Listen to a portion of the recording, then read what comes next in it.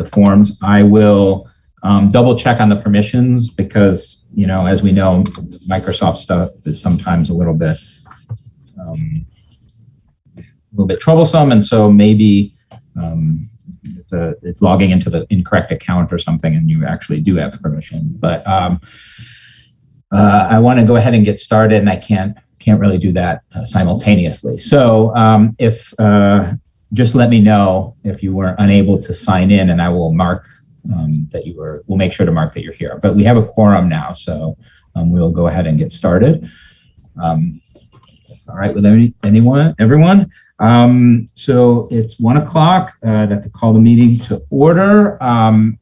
For anybody who's just showed up, we'll be posting a link on occasion for you to sign in for attendance. And again, if it doesn't work, just send me a chat or an email. So our first order of business is to approve the meeting minutes from December 14th. So I'm going to share the screen at this point. And I have the minutes here. Please let me know if you're, submit a bit here, if you're unable to see this. Does somebody see the screen? Just make sure. It's so clear. Okay, good. Okay, so these are the meeting minutes from December 14th. Please let me know if there's any changes to be made. I'll scroll through them.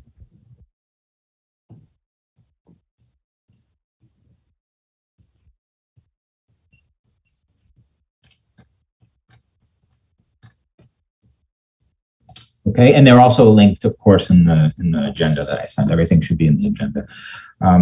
And so, are there any? We'll go ahead and vote by hands for the meeting minutes. We don't have to fill out forms for it. All those in favor of approving the meeting minutes for December 14th, raise your hand, say aye, or blink, or something like that. I'm assuming everybody's good with it. Aye. Anybody opposed to the meeting minutes? Or any abstentions? Any opposition or abstentions? Maybe the reaction of, a different reaction in the hand will be necessary for those. So we'll approve the meeting minutes. Thank you very much. So now we're going to move on to the portion for the standing committee chairs. As noted in item 4A on the agenda, all of the files can be found by clicking the link on the agenda. It will send you to a folder that has the files pertaining to the agenda items in it. The first item on the agenda is a rollover, I guess, from the previous meeting we didn't have a chance to get to. That's why there are two legislative committee lines on this, because this is a continuation. So I will go ahead and hand this over to Professor Koja for a discussion on the resolution on promotion procedures.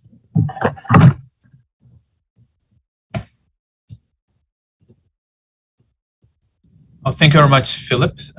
So as you noted, this is the continuation from last time. So I'd like to recall briefly what that proposal was. This proposal was authored by Professor Neil Katz. It was approved. It was passed in the Legislative Committee and Executive Committee. And the summary of it is that some language in the instructional staff calendar does not align with the guidelines for faculty personnel process. So just to summarize very quickly, is that so this is the calendar, instructional staff calendar from last semester, and I've highlighted the parts that are related to updating information in faculty files in parse, essentially. So the part in green tells what can be updated in the faculty file, and the part in yellow tells how it can be updated, and the part in pink explains when it can be updated. So here it says updates are generally limited to items already listed as in progress in the eParts. submitted for the annual evaluation conducted in the previous spring, but having outcomes outside the control of the candidates and not available at the time of the annual evaluation. And regarding how it can be updated, it says candidates who wish to update their files must inform their chair in writing, specifying the item being updated and include OFSR in the notification to the chair. Once the update has been reviewed, access will be granted to the candidate to update the ePars. And regarding when it can be updated, the date for closing the file is October 29th. So here is a resolution authored by Professor Katz, and the resolution here refers to the official document, guidelines for faculty personnel process regarding those three matters. So what, how, and when it can be updated. So it says, so I'd like to read the essence of it. So the guidelines for faculty personnel process state that the personnel files of faculty applying for promotion are to be closed in early November, so as opposed to October 29th. Candidates who wish to add information to their files must contact the chair, who will submit to FSR via the dean. And also the guidelines tell us if the candidate had scholarly work listed as under peer review when the file is closed, and that work is subsequently accepted for publication without revision, then this work, along with supporting evidence showing the significance of the journal or publisher, shall be considered. If the candidate had a presentation scheduled to occur during the period of review, and the presentation is made, then evidence of that presentation shall be considered. So this resolution demands that it be resolved that any change to the promotion procedures must be approved by College Council before they are adopted for use, and that any measures not so approved be immediately withdrawn from the academic personnel calendar. The academic personnel calendar will follow the timetable set out in the guidelines and will neither create nor add to nor change other conditions therein. Faculty who submitted their ePars by the early November deadline shall have this version of their ePars distributed to the peers committee, the ad hoc committee, the PNB committee, and the president, possibly with updates listed here, described here. PNB shall be informed that faculty were asked to make last-minute changes to their ePars. This process could have resulted in broken links, errors, etc. So just to remedy that. So I'd like to invite Neil Katz to maybe elaborate to what I've just described, and perhaps also answer some questions from the college members. So thank you. Thank you, Johnner. So this is mostly about changes to the rules passed by this body that were made without approval of this body. The date of late October instead of early November is rather minor, but what the changes are done is to move the early November deadline back to June and to preclude the inclusion of scholarly work that was submitted over the summer and accepted in the fall or even in the winter, which is supposed to count towards the promotion. Let me also say that this proposal, while I did work on it, it was revised and approved both by the legislative committee and the executive committee. So I don't want to take credit for this, although I will take the blame if it doesn't pass. But their suggestions and changes were very valuable, and it's a better proposal for it. So what this is about is to have an orderly process where changes are made after discussion by the faculty in accordance with shared governance, and not made piecemeal and in arbitrary ways just before deadlines or via the calendar.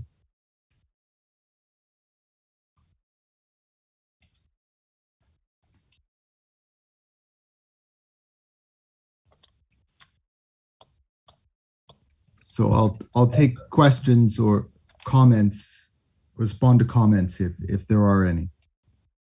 Great. Let's thank you for that, and let's do and the reactions. You can put your hand up, and that way we can keep our questions orderly.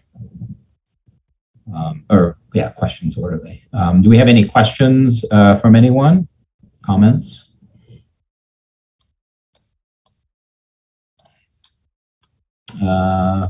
Provost Brown. Okay. Yes, thank you. My concerns with this, first of all, at our last meeting, wasn't this voted to go back and be reviewed by the Personnel Committee, since it was the Personnel Committee that developed the guidelines for faculty personnel processes before it was reviewed by the full College Council? So this is not a proposal to change the procedures. This is a proposal. This proposal asks that the procedures that were passed by College Council be followed, and that any changes are made should, as you say, of course, go through the Personnel Committee, as the guidelines did, and the guidelines then passed College Council. So this proposal was not voted on, and it was passed to be voted on. It was an action item by the Executive Committee of College Council and needs to be voted on. All right. Well, then some of my concerns are that it's solving problems that don't exist. You mentioned that the October 29 versus early November deadline that OFSR set on the calendar was a minor thing. And actually, if you read the guidelines that were passed by governance, it says the dates are approximate. So they actually did follow the guidelines with respect to that. And I don't see where you've made a compelling case where the guidelines weren't followed anyplace. And frankly, there are things that need to be updated in this that were not addressed at all. The language in the guidelines are not reflected to, all right. Well, first of all, there's references to the fact that the deliberations take place in OFSR, when in reality for the last 2 years, we've been meeting remotely and the language is not updated at all. There is no mention of a process for lectures, although they are become eligible for certificates of continuous employment after 5 years of service and are reviewed every year during that probation period. So those are two of the things that weren't addressed that probably should be addressed for starters.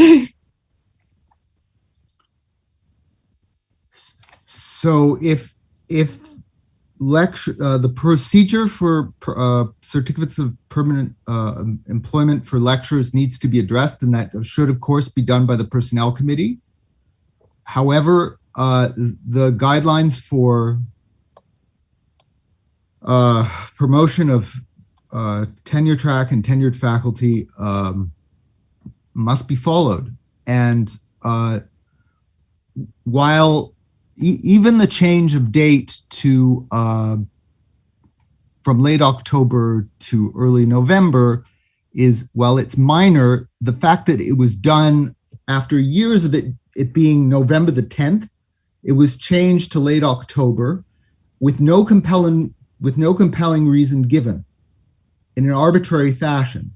Now, at the same time, that calendar gives individual days as deadlines. And of course, that needs some flexibility because those days might fall on a Sunday or a holiday. So that's where the flexibility clearly was intended to be.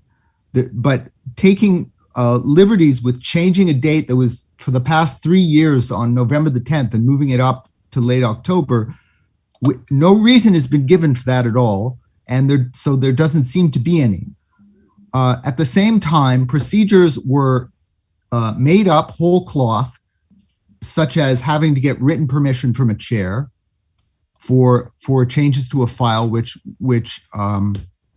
applicants are allowed to make, and also to have the parse as submitted in the spring when annual evaluations were done, having that read and anything not in there was turned away. There was a procedure where I suppose the provost's office, because in discussions the OFSR has stated that they were not involved in doing this, but people were having items that they submitted for consideration turned away because it was after the parse was submitted for annual review. So again, this November deadline was moved up to June, which is not acceptable because it was done without consultation with this body in an arbitrary way, breaking with past practice.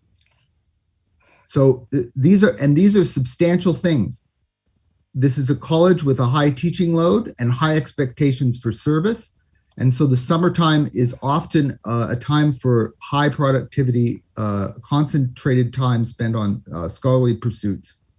And to arbitrarily move up the deadline to June from early November is just not acceptable. However, if the provost feels that this ought to be done, then it can be submitted through the personnel committee and changes can be made if they're approved by this body. But until Neil, then, no change was made. I'm going to quote directly from the guidelines which were passed by governance. Each year, OFSR will set closing dates for the annual review and the spring, and for the beginning of the review process for reappointment and tenure and for promotion in the fall. The parses were always closed in the spring, and then there were contingencies for adding more material later on. And that's a direct quote from what was passed by governance. Excuse me, if I can say just a couple of words. It's already 20 minutes past. We have 40 more minutes with a lot of items on the agenda. And clearly this resolution needs further discussion before it is put on the floor of the College Council. So I'm suggesting to postpone the discussion and move on to the other items of the agenda. Thank you. The proposal does not need any more revision. The proposal just is being unfairly criticized and by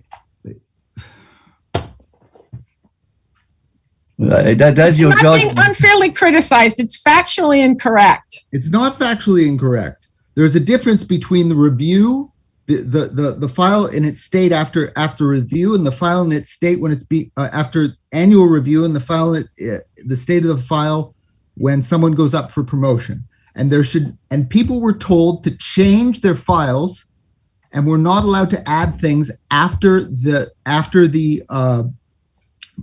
annual review, which has not been passed. Again, it's not been passed. No one was asked. Not in the guidelines. No one was asked to change their files. People had to ask to add things to their file, and it went through the same process as has always been. I'll read you another statement from the guidelines. When a file is closed for the review process, which happens in the spring, additions and changes to the file are not permitted except as outlined in section 2.8.5. So all over the document, there are references to the fact that the procedures were followed per the guidelines this year. There was no change.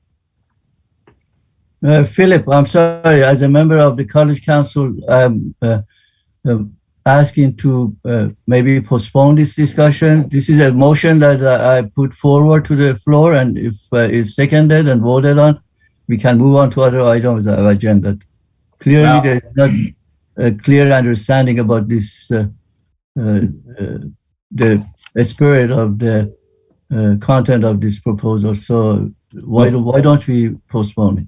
Technically, nobody seconded your motion. I move to vote on the proposal. What Pam has said is not correct. What she quoted had to do with the state of the file after the review.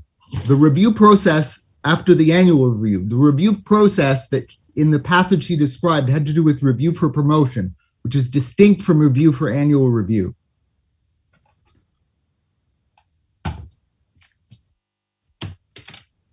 Whoops, I'm sorry, Pam, you're muted. The proposal be voted on. Hi, can I say something? Sure. Okay. I'm gonna admit that I was locked out of my email and got to the meeting late, and I'm not somebody who was affected by this particular stage of the process. And I guess I want to say that I'm comfortable with the way that the provost is being spoken to. I'm very uncomfortable with it. I would like to hear her spoken to with more respect. At the same time, I'm also uncomfortable with the fact that a lot of people feel that they're not being supported in their process to move through the institution, and they're hearing different messages or different processes, and that frustration is also legitimate. So I think everybody is of goodwill, but I just think that there needs to be a different way for us to communicate with each other that is more respectful. I don't like the gender politics of it. I just think there's got to be a better way. And I second the motion to postpone, because I think that gives everybody a chance to kind of think through a better way to communicate about this, because people's careers are on the line around this issue, and it's so important, and people are so vulnerable that I'd like to see us have a more positive way of discussing it. That's just my 50 cents. I'm gonna just leap in here to say I really agree with Dion in terms of how the discussion tone has been. I feel like I was at my Board of Ed meeting recently when I was at the anti-maskers and the vaxxers and anti-vaxxer. Well, anyway, and it was, I just feel as if, and I'm just coming in this semester to college. It's my first big meeting because last semester Josh took my place, Professor Kapusinski. But I would say that I feel like there is really work and room for improvement on these processes. I agree with that. Certainly the pandemic, and there is definitely a very high level of service and advisement and in this institution. But I think that the discussion could be more productive if tabled for a different time. And yeah, so I would go along with that, seconding the vote for postponement. Yeah. Okay, well, first I'd like to remind everybody, raise your hands to speak so I can make sure to use the icon so I can make sure to get everybody in order that they're asking to speak. We had a motion to table the discussion for the next meeting and seconded. So I will, I guess, take a vote on that. If we can use your hands for the voting. All those in favor of postponing this resolution for the next meeting, I suppose, for more review and being brought back again, please raise your hand.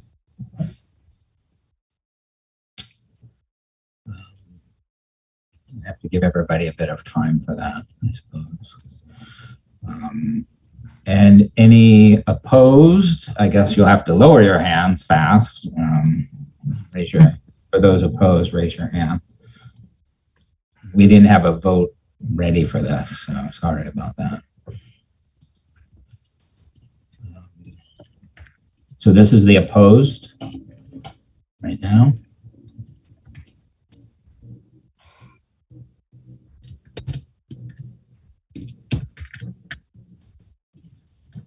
So it's 10. Well, the motion passes that we will postpone this for the next meeting, and we'll go back for review to the committee and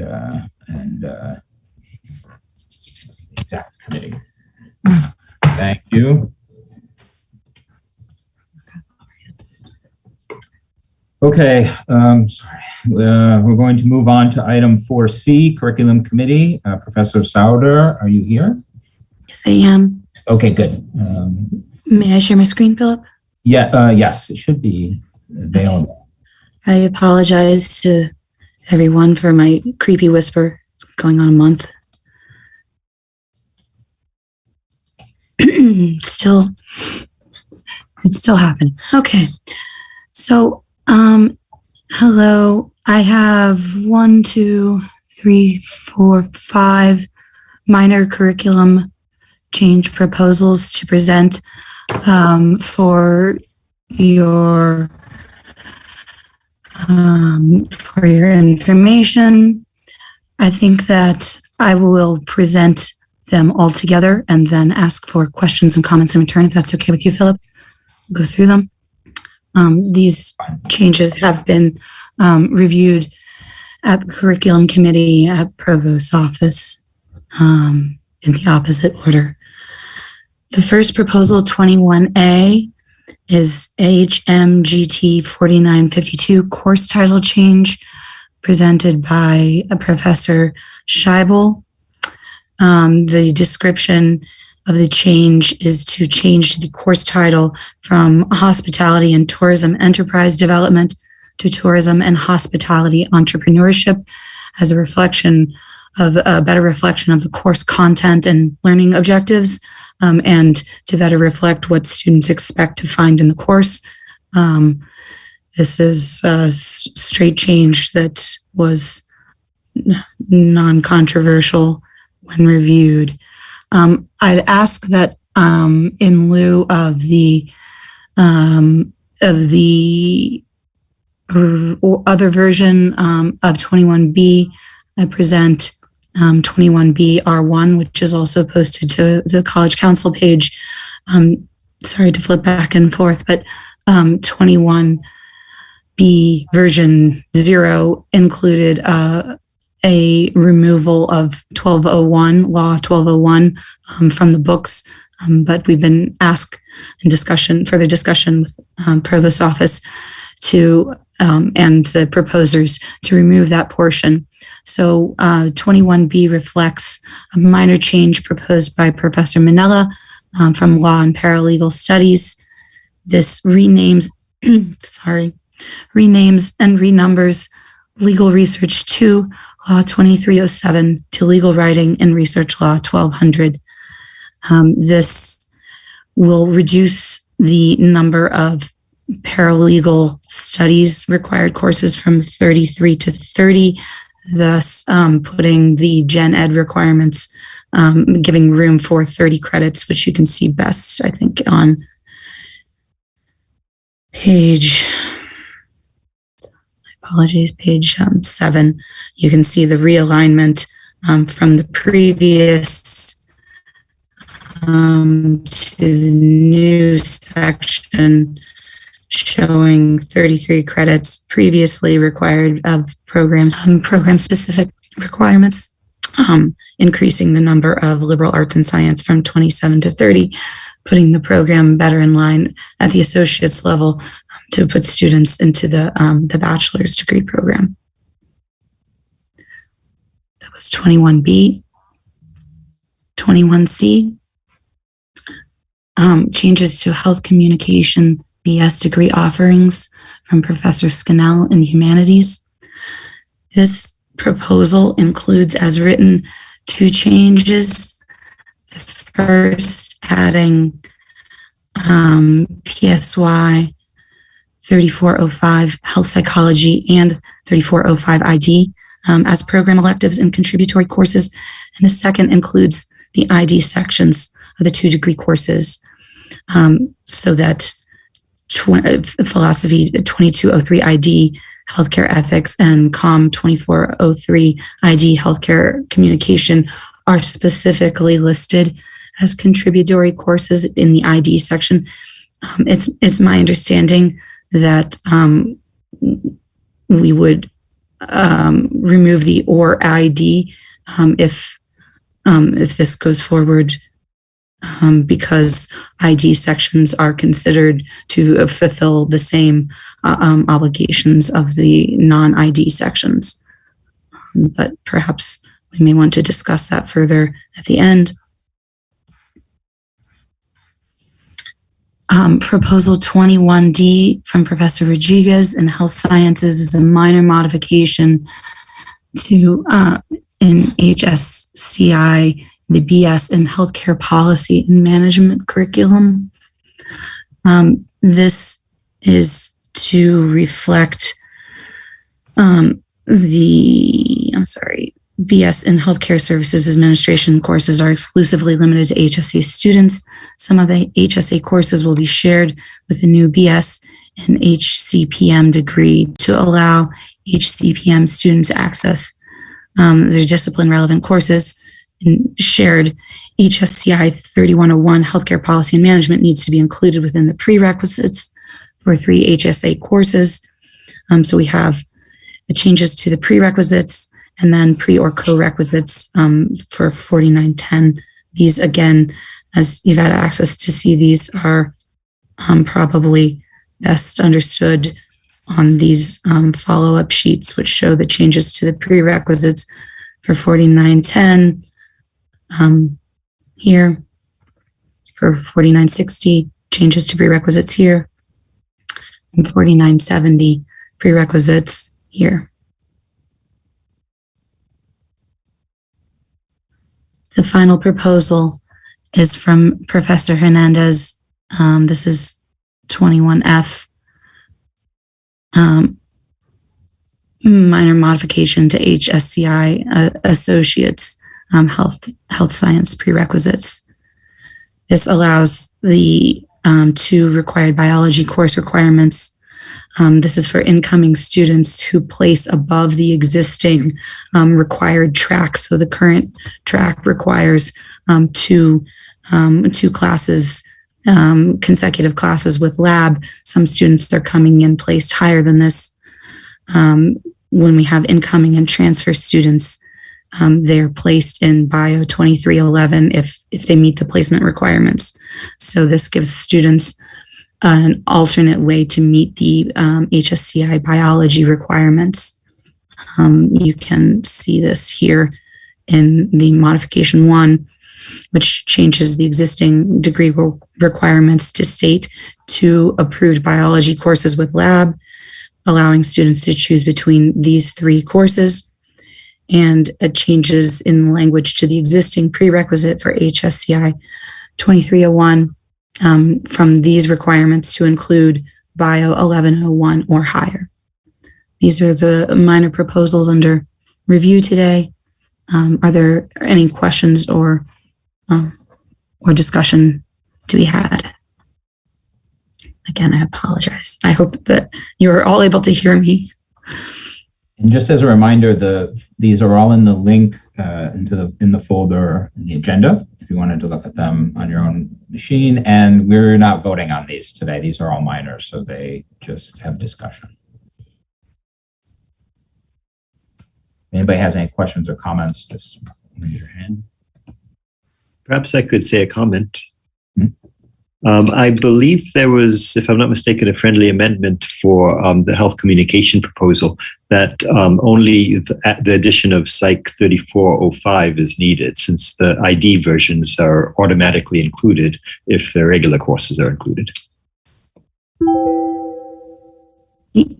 Yes, Dean Vasquez-Porras, I agree. I did not have a revised version that reflected that. But I agree that the friendly amendment should be included to delete the and ID sections below here. So here and here.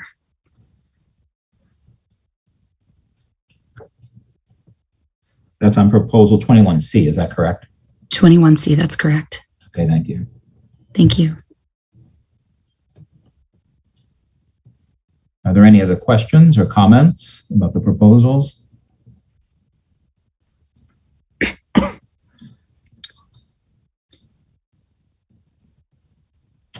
Okay, I guess that's it.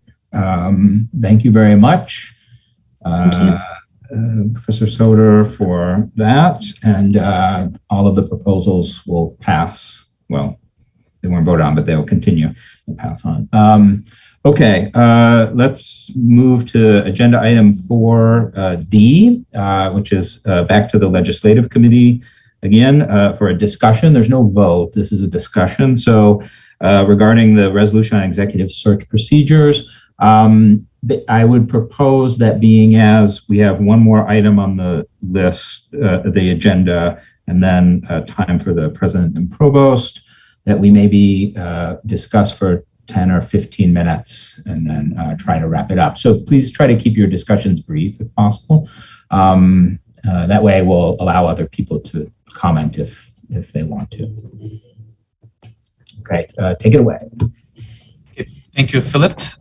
So last time, the last meeting, the proposal on the resolution on executive search procedures did not pass in the College Council. So the Legislative Committee revised this resolution, and now we would like to present this as a draft. And if there are any comments, opinions, we would be happy to listen to. And you're also welcome to send Neil Katz or myself email, or join our Legislative Committee meeting later. So the current draft, the revised version,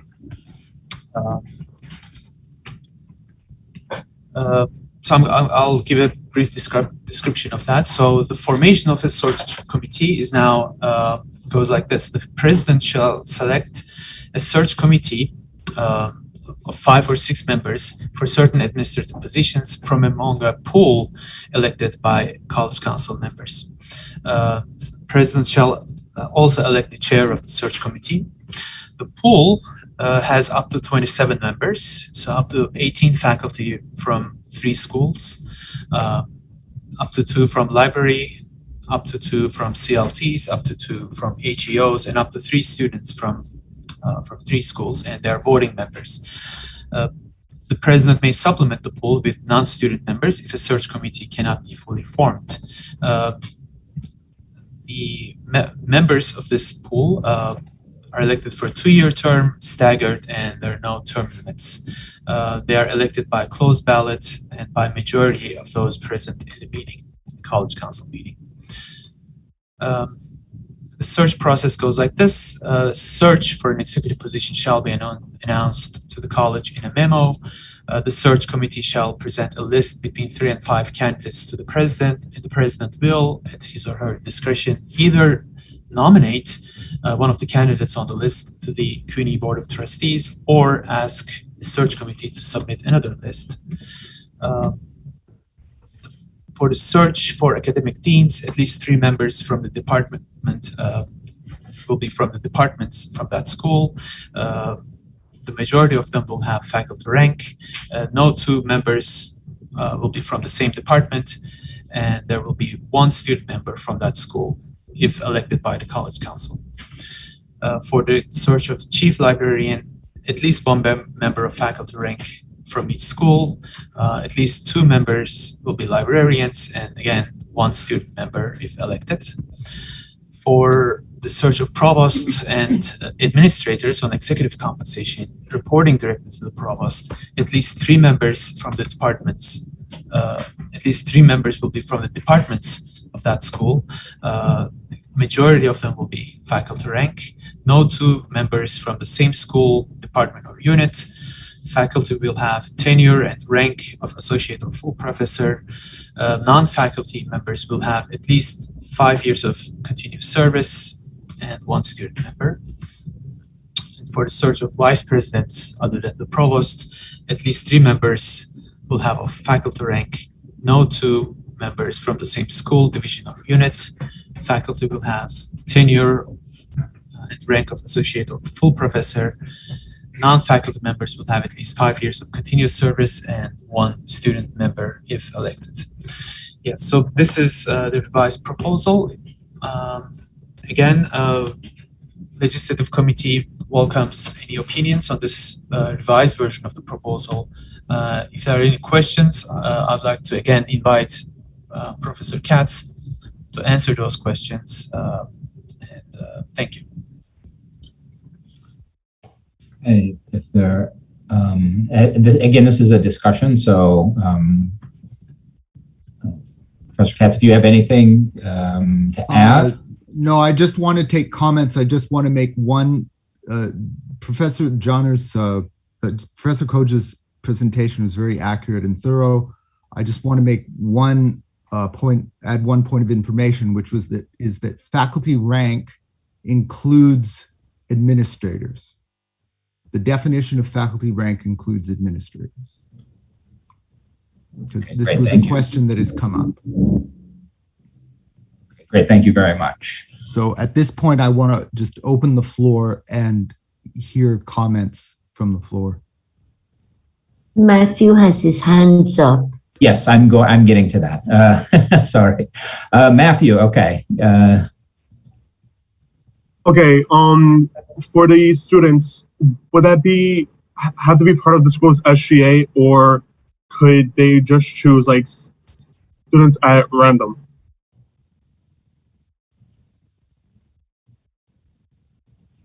There's no requirement in the proposal to have the student be in the SGA.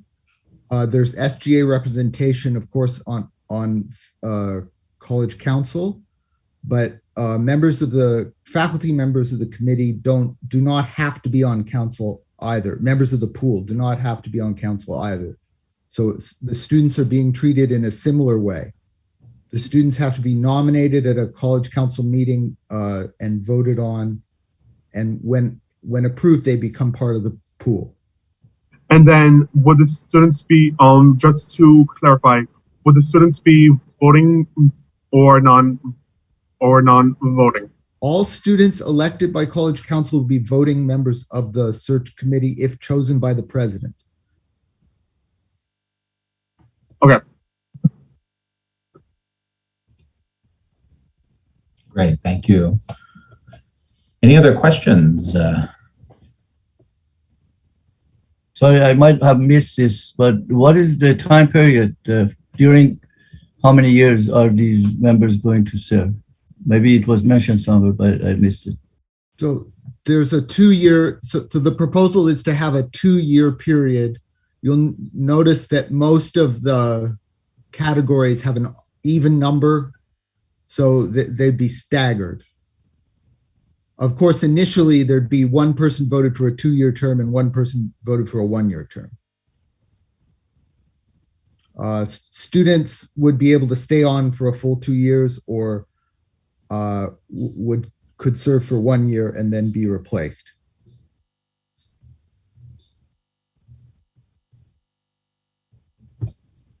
Does that answer your question? Yes, thank you. Do we have any other questions? Let me just make sure before we call Matthew again. Yes, Bill? Yes. Just a couple of quick questions here. When the president's selecting the chair of the committee, the chair of the committee then comes from this pool, right, of 27 members? That's the proposal. Okay, that's the proposal. All right. The other point is that there is no provision in here. You talk about administrators, but ECP does not necessarily cover what you might want to define as administrator. Many members of the ECP do not have academic rank.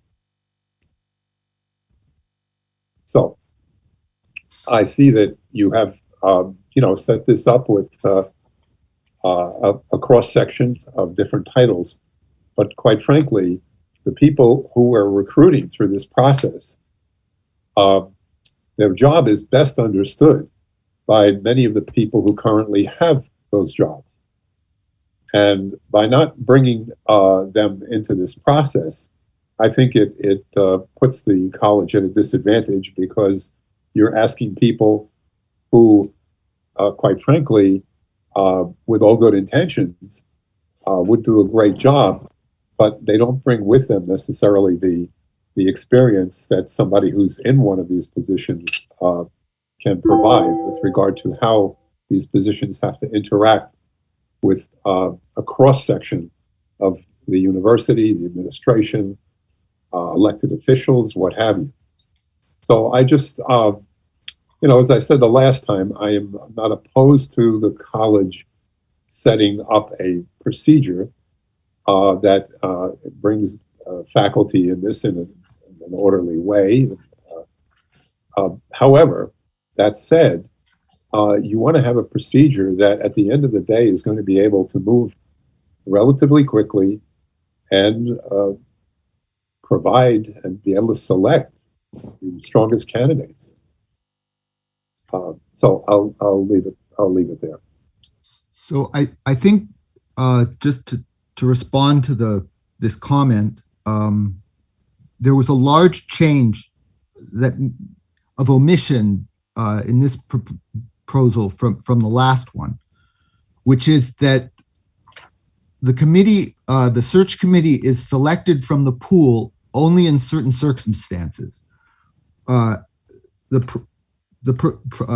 provost, deans, those reporting directly to the provost, and vice presidents. As the president correctly says, of course, there are many other positions on the executive compensation packet. Though the search committees for those are not to be drawn from the pool. The only way this proposal affects those searches is that they should be announced to the whole college in a timely way, and that the search committees and chairs should be announced by the president. But the president, it does not restrain the president's choice of search committees for example, the director of OFSR in any way. I think this addresses the criticism that the president just made, but that was the motivation in the change. Neil, it's not criticism. We want the best possible process we can put together. Constructive criticism. Very constructive. So I don't know if it addresses the point that you just made, but that was the hope. Thank you. Professor Manella. Hey, let me unmute myself. Okay. I have one concern here. Do we want to leave blank that the way it's written now, students in theory can be appointed as chairs? Do we want to leave that in, or do we want to make a limitation on the role of the students?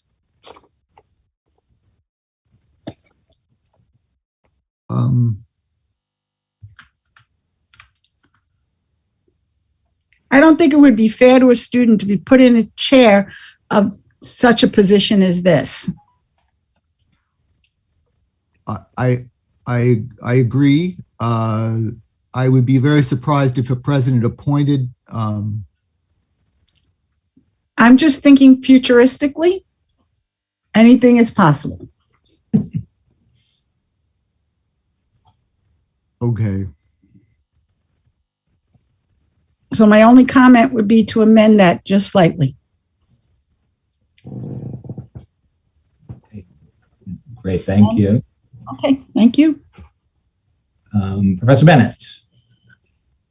This is related to what President Hotzler said, but kind of coming from a different angle. I'm on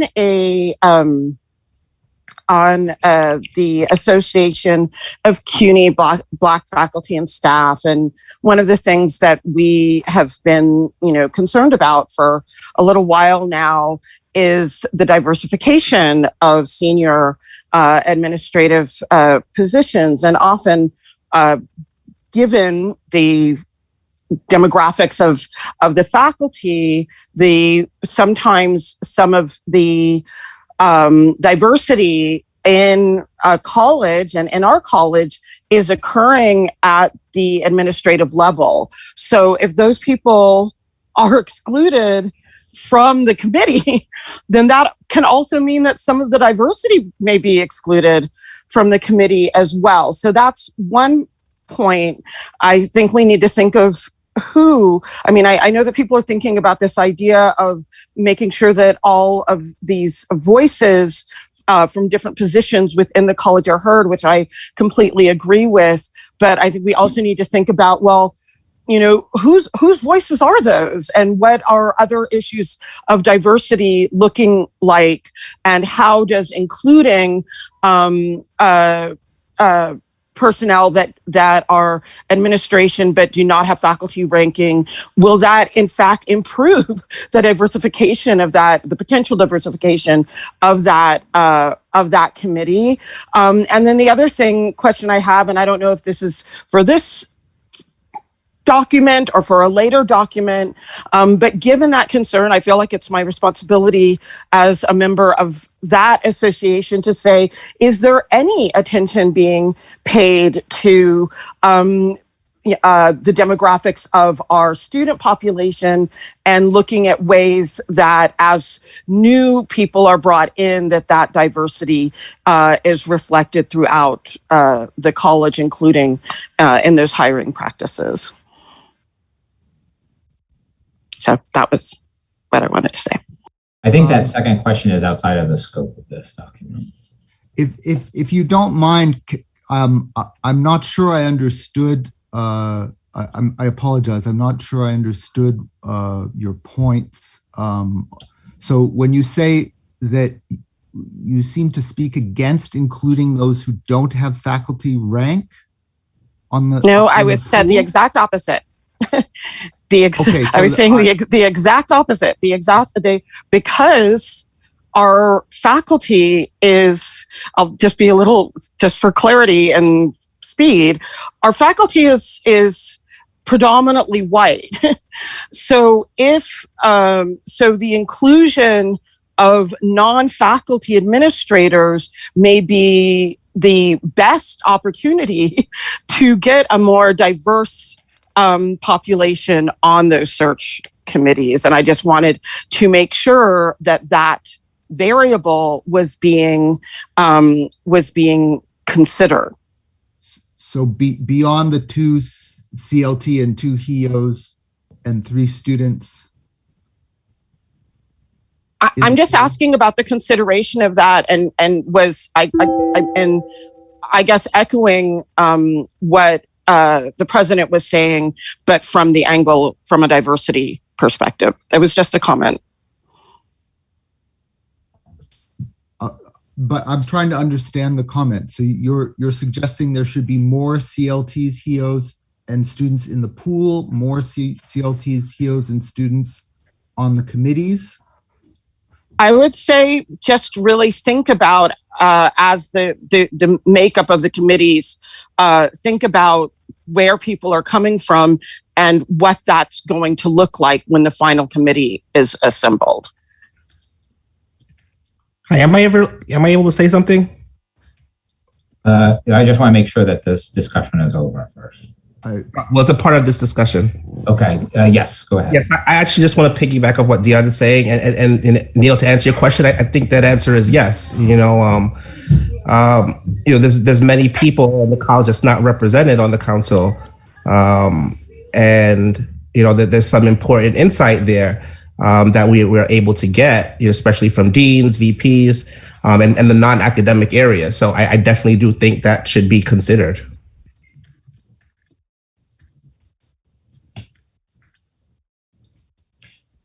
Great. Thank you. Thank you very much, everyone. And it's good to have this discussion. It's nice to talk about this. We can continue. Also, please notice what Tanya put in the chat by limiting the rank of the faculty. You are also, just from a de facto perspective, limiting the race of the faculty. That's what's going to happen. And then think about what the outcome will be. I mean, if you think about who's doing the choosing, what they're looking at, what they're looking for, then think about how that might affect outcomes, because we know that it does. Matthew, you have your hand up. Do you have one more? I do want to get to that last item. So it's two questions. Professor Katz, if possible, can a few SGA officials sit in on the next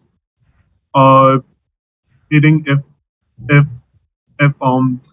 possible? So the legislative committees meetings are open, and in fact, I believe there are 2 student members on the committee. But of course, that people are welcome to come. I urge people who maybe don't want to speak out in this forum to send email to myself and/or Professor Koja with your comments about this proposal. The design of this proposal is simply to have a procedure where executives at the college, at least some of the executives at the college, are hired with a procedure that's at least as rigorous as for hiring faculty, full-time faculty. And so since we oh, sorry, I didn't mean to cut you off. No, okay.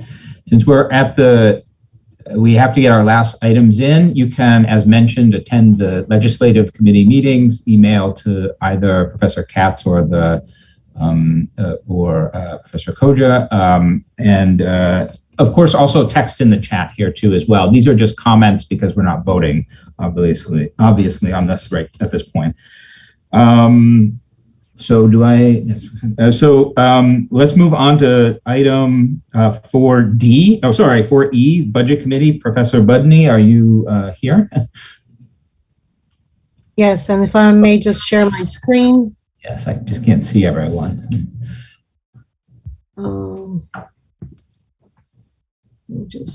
Sorry. So the Budget Committee have met 2 weeks ago, and our latest findings are as follows. Federal funding has been reaching the CUNY senior and community colleges at this point, with part of that funding being withheld by CUNY Central. And as you can see, total federal funding for CUNY colleges was $1.5 billion, with approximately $891 million designated for institutional use and the rest for student aid. Total federal funding provided for City Tech was $93 million, with approximately $57.7 million designated for institutional use. So far, we received only part of that funding. However, without the federal funding and with enrollment continuously going down, we would be in much bigger trouble, which may still be the issue when the federal funds dry out. The next, and you have the CARES, ARPA, and CARISA funding itemized here. Next item is fiscal year 2023 state executive budget. The separate budgets were provided for CUNY senior and community colleges by the state. And I'm going to only present the data for the senior colleges since we are part of that group. So the information, the first item would be the $59.6 million was appropriated by the state to close the top gap, which was costing university about 8 to 10 million a year, and it's finally closed. The 53 million was appropriated to hire 540 new full-time faculty members, and that's in addition to the lines that were assigned last year. There is no specific number of new faculty lines assigned to City Tech as of the last budget committee meeting. Currently, there is also a movement of hiring new lecturer lines. Next item is the 47.7 million was appropriated by state for fringe benefits, which is a 5% increase, and these funds will cover the upcoming raises in November and the fringe benefits. Just to give you some perspective, it costs university about 60 million annually to cover the fringe benefits. The next item is the Excelsior Scholarship that was given to students, but was not sustained by many students who were awarded. And originally, if you remember, that scholarship would turn into the loan repayment if not fulfilled. So CUNY also covered the tuition for many students who fell behind during the pandemic, but it's also unknown how much the tuition coverage, all Excelsior Scholarship, helped the students to continue their studies. Now the state is considering covering tuition for students who fell behind as permanent solution. More emphasis is also being placed on the workforce development. A few other programs also received funding, and here you have them itemized. And I would like to also cover the City Tech update. During the fall of 2021, as previously reported, the City Tech enrollment dropped about 8%, with 11% in freshman enrollment. This trend continues through spring 2022 with drop of approximately 10%. Nationwide enrollment trend is, however, around 18-20%, also experiencing a big drop in freshman enrollment. Currently, there are less high school students graduating and less students enrolling to community colleges, which provide transfer of students to senior colleges. And as we all know, enrollment affects tuition and revenues to keep the colleges going. Number of capital projects at City Tech is ongoing. Examples are NEM building entrance with the handicap access will be opening soon. Voorhees Hall renovations with new updates to the bathrooms, and the Pearl building third floor renovations will bring offices from rental spaces back to college and will provide savings of about $3 to $4 million annually. Other projects are also ongoing. It's interesting to note that state capital project funding has changed from funding individual projects, fully funding individual projects, upfront to 5-year plan funding structure. And finally, one of the hurdles experienced throughout CUNY colleges is that CUNY leadership is not providing clear guidance and changes positions on many issues numerous times during the past 2 years. And that's the scope of my reporting from the Budget Committee. Thank you very much. Great, thank you. I appreciate it. So we're going to continue. Oh, I'm sorry. If I may just announce, because there were questions about committee meetings, our next meeting is on March 8th. There's also going to be April 5th and 12th. Here is the link, but if you don't catch the link today, I can provide you the link by just emailing me. And today also there is a plenary session for University Faculty Senate, and you can reach to Matthew Cotter, Executive Director, for registration and the Zoom link if you're interested in participating, 6:30 to 8. Thank you. Great, thank you very much. Sorry to cut you off there. Okay, so continuing on agenda 5, Chair's report. First thing I just want to say is, it's past 2 o'clock, but we don't have any voting. We'll keep this going if there's any comments or good and so forth. And I think that this Zoom is working, so we'll do it this way. So anybody who had any issues with the links, I've got anybody who put it already in the text, chat already got that. So send me any issues you have, and I'll try to solve them before the next meeting. That's all I have. I will hand it off to the provost and/or the president. Okay. They have anything? Thank you, Philip. Because of the hour, my remarks will be especially brief. Happy Tuesday, 2/2/2/2. I'm sure it's not the first time you've heard it. We had a town hall last Thursday, and the link's been sent to all of you, and that includes much of what's going on new and looking forward to the rest of the semester at the college. So you can look at that. And I just want to take my time to thank everybody who helped to get the spring 2022 semester off to a good start. You know, there was a myriad of challenges with additional drop ads and trouble getting into the building.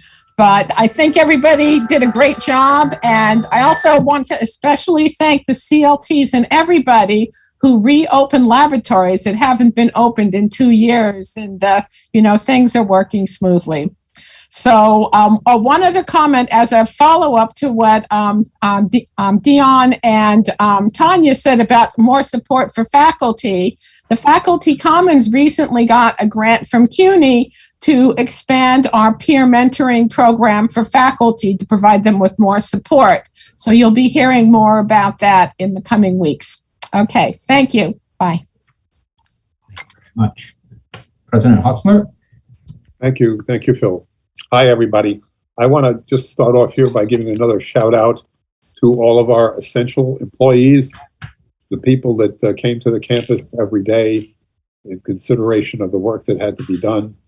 And that includes our buildings and grounds staff, the security personnel, and many essential workers in different departments, and certainly the computing area that kept us all connected through this period of time. So I again want to thank them publicly, because without that degree of commitment, we wouldn't be in a good place. But we have a number of things. Professor Bundy did a great job taking my job away, Renata, but it's okay. I think you're right on target, and the complexity of the dynamic at the moment between the budget and enrollment and looking down the road is very complex and not clear. I think that from a financial perspective, if there was not the stimulus money, we probably wouldn't be having this conversation here today, because the extent to which revenue has declined as a result of the drop in enrollment is really significant. And right now, this year, we are running about $15 million deficit. If there was not the stimulus out there to support that, we would not be able to keep moving forward as we would like to do. So there is stimulus left. We being the college does not control that directly. The trustees control it. And they have to this point been giving it out in a way whereby they supported students, covering tuition, providing supplemental scholarship money based on their Pell or TAP award, and have invested to some extent in the colleges. But there are ongoing discussions right now about just how we can proceed. The reason for those enrollment drops is not clear. It's varied. It's across the spectrum. But if I look at it, just in Brooklyn alone, every one of the colleges in Brooklyn has taken a significant hit. Kingsborough, Medgar Evers, and Brooklyn College, where Brooklyn College never thought they'd be dealing with shortages in enrollment. But we have some colleges in the system that are down 30% over the past 2 years. I don't quite see that coming back. We're down round numbers 20%, give or take a little bit. And I will see that we disperse the actual numbers as soon as the spring semester here enrollments are certified. So with that, we are looking to see how we can reinforce the support we're giving to the students that have come. Our freshman numbers this spring were up a little bit compared to last spring. And while that's nothing to necessarily get too excited about, if I want to see anything going up, it's the freshmen, because they are people who then will be with us going forward. So we are trying to make up to the extent we can for the loss of learning that many of these students have experienced. The last 2 years in high school hasn't been so great. They come to us not quite ready for the experience that they should be ready for. And this makes your job and everybody's job a little bit more difficult. And it's difficult because we care about the students and we want to see them succeed. So there should be a bigger discussion about this, and I think we're going to see how we provide some forums going forward where we can tackle that. We have about 9,000 students enrolled in an in-person or hybrid class. We also have about 9,000 students who are in a remote environment. And as you can see, the campus is beginning to fill up a bit, which is great. And the students are really happy to be back and to have that interaction. And the campus is coming back too. We signed a contract with the bookstore to keep them around for a couple of years, and we have a food service that will begin providing service next week. And the announcement regarding that will go out shortly. I am concerned about the way in which the university continues to change policy overnight. The governor talked about everyone getting a booster shot, and that's great. But now what they do is an incentive, if you can look at it that way, is that while students could register for this spring, they basically cannot register for the summer or the fall if they're not boosted. So we have, at the moment, 5,700 students who are eligible. And we're going to have a little active campaign here to make sure we get them boosted so that they can register for the summer and the fall. And we don't have the kind of last-minute fiascos that have followed the two previous semesters. To assist with the booster, we have commitment from the city to provide us with the location on campus, the booster bus, as it's been referred to, and it will be here on the 28th of February and the 1st of March, and information regarding that will go out, and that'll be open to the public, but hopefully many of our students and others can take advantage of that. And we will get that information out. This just evolved last week, and that's about where we are. I think it's important that I at least talk about one issue, and that is the fact that, as most of you know, I have always been aggressive and a proponent of hiring. The institution lives or dies based upon the talent of its faculty. And we've been very fortunate over the years to have been able to acquire a very talented group.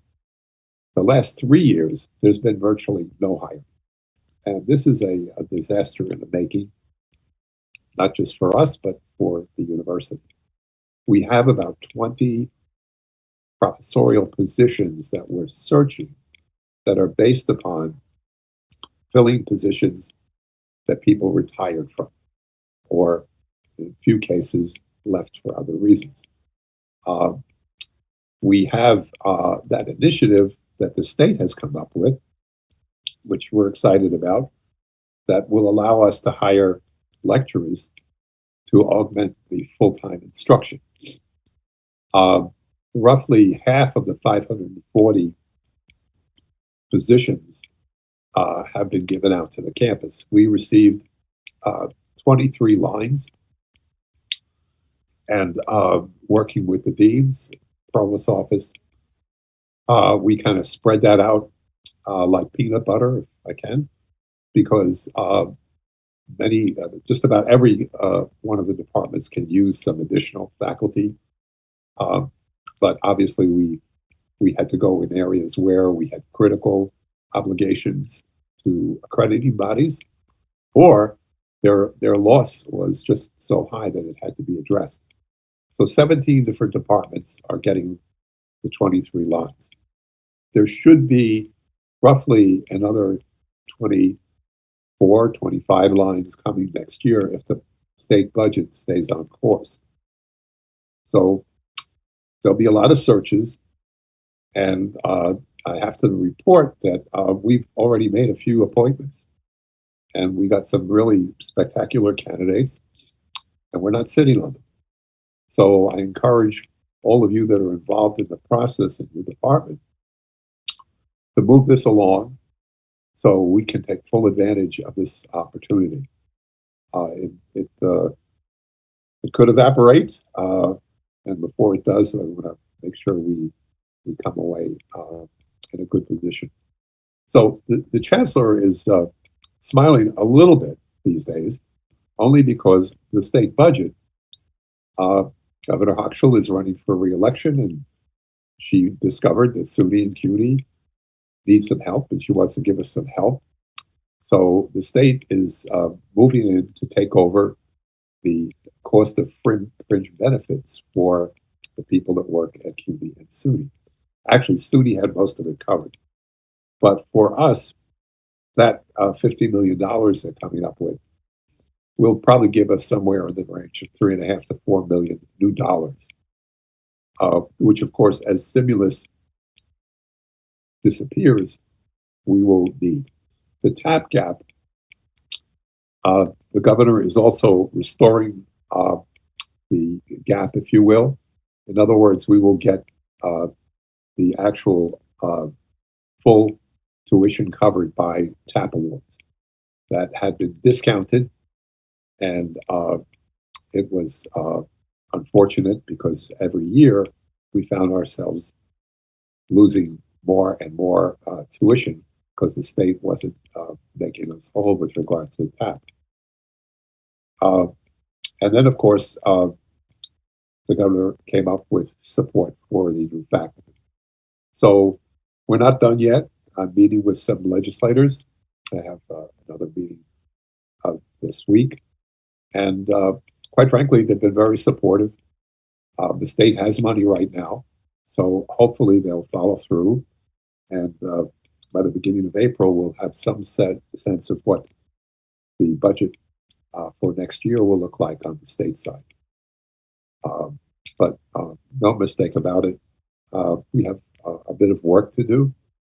And I think it is a very difficult moment for the university, and more so for a lot of the students who are no longer in any of our schools. So that is something we have to look at. And as I said rather bluntly to a group last week, we know we have a lot of students who are just not necessarily excited about remote learning. And they do well when they're in an in-person context. Likewise, we have a number of faculty who are not necessarily the best when it comes to teaching remotely. And so we have a little repair work to do here to make sure that we get the right teams in the right place and provide our students with the most supportive instruction we can possibly do. In that regard, I've asked the chairs with respect to scheduling next fall to ensure that we open our labs, that all the labs will be and should be in person. These are meaningful experiences that strengthen our students and make them better students all around. And we can't justify sitting here with some phenomenal facilities in some cases and not using them. So while we understand that the students want remote classes, and we'll have plenty of them, it is important that our infrastructure be utilized to the fullest to provide the students with that solid instructional base and the experience that they really need to succeed. So I could go on for a while, but let me just end on one last note. I think it's important for us, and I've spoke to Professor Enzalone about this. We need a little bit of a strategic planning committee. But I think it's important that we focus that effort on instructional process. How do we best deliver in person? How do we best deliver remote instruction? The technology has changed. We got forced into some changes we wouldn't have made now. And if we have a little support money, I think it's important for us to take advantage of this. So what I really want to do here is just get the best and brightest and the most interested to consider joining in an effort here to put together a strategic plan for how we will make best use of this new technology and the interest that the students have in taking more remote instruction. Many of our programs will be eligible to be taught online, and there's a good debate there. Some of them can probably be done well, and some not. But I think it's important for us as an institution going forward to have an active initiative underway, looking at all this, so that we can leverage off of it and provide our students with a better experience.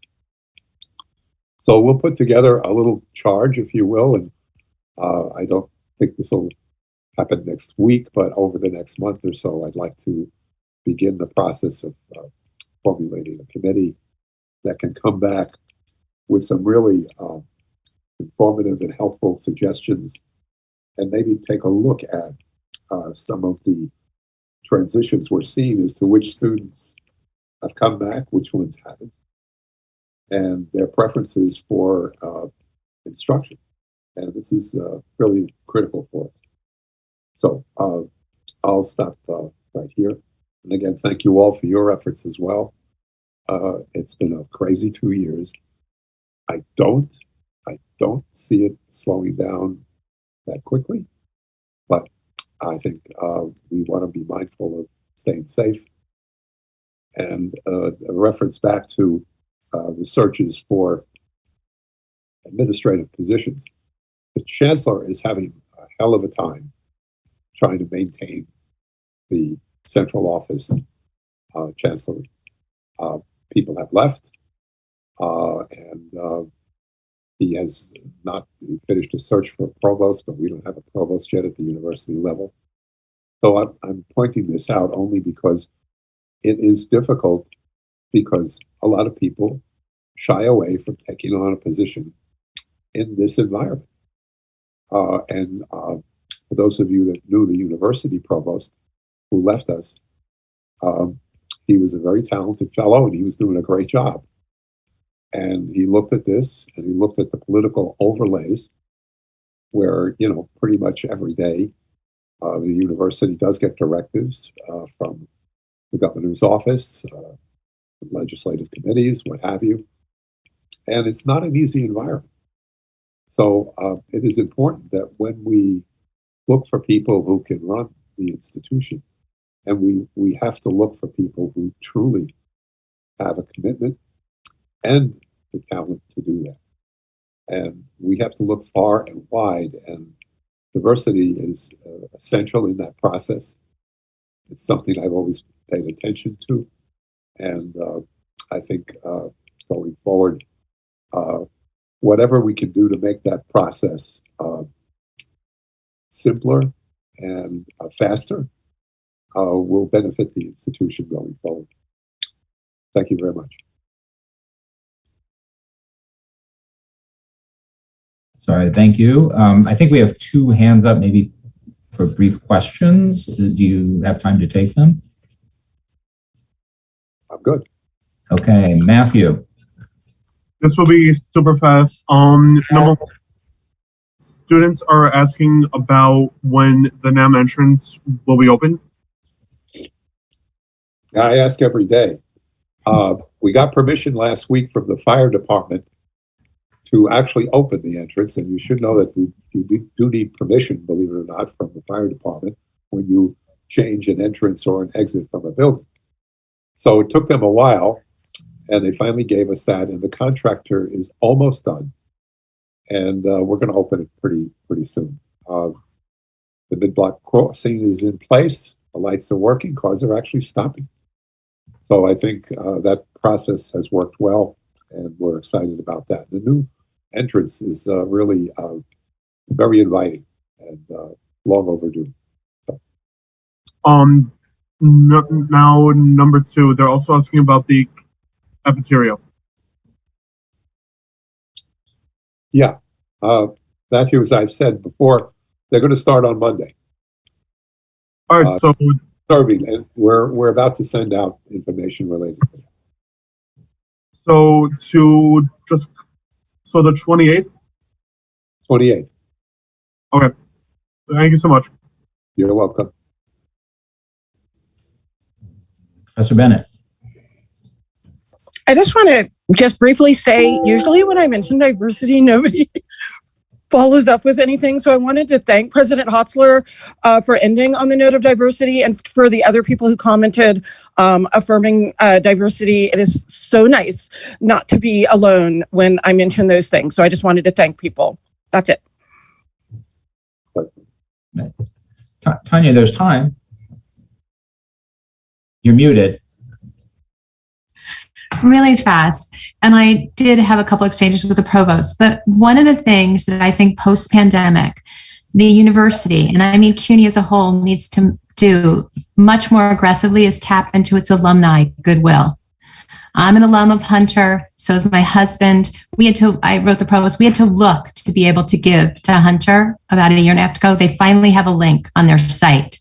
UConn, my BA is much more aggressive at alumni, getting alumni to donate. And I think this is something, I know my in-laws are both alums of Brooklyn College.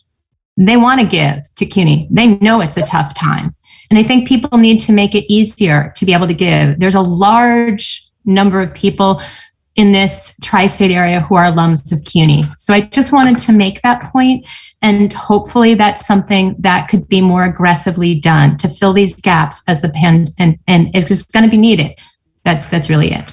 And I was just going to say, Gail Hunt says, yeah, my daughter just started at a private and we're already getting it, which hasn't even graduated. Yeah, I think, we've made these efforts with some success. The foundation is growing slowly. They have a little over $7 million. That's keeps going up a little bit. It's not great. Remember, in some cases, our alums are largely from 2-year programs years ago. They're not necessarily the strongest group from which we can, reach out and ask for donations, especially in these times. But yeah, we have some work to do there, and there's going to be a change in the foundation board, and we will stay focused on that. Thank you. Great, thank you. Last item, any good and welfare? No. We're okay. Wait, I have a good and welfare. Oh, sorry. Go ahead. Sorry. Hi, everybody. Kim Kardashian. I just wanted to give a quick note that we are planning for commencement and honors convocation for this year. And while we don't yet have final dates and final modalities for these, we have a strong hope that there will be some in-person components to those. And we are going to need you for 2 different things. One, we surveyed students and 42% of them said that it was very important to them to have the faculty there at their commencement to see and to interact with. So we're hoping that you'll plan to be around that final week in May and first week in June and to participate in the ceremonies as they come into place. And also we will need volunteers. So I'll send out an email when we have final info, but I just wanted to let you know. Thanks. Great, thank you so much. Okay, so we'll go ahead and close cycle 4 of College Council meeting this year. Thank you very much, everyone, and I will send out emails for the next meeting. Have a good Tuesday. Yeah. Bye. Thank you, Philip. Bye, everybody. Thanks, Bye. everyone. Thank you.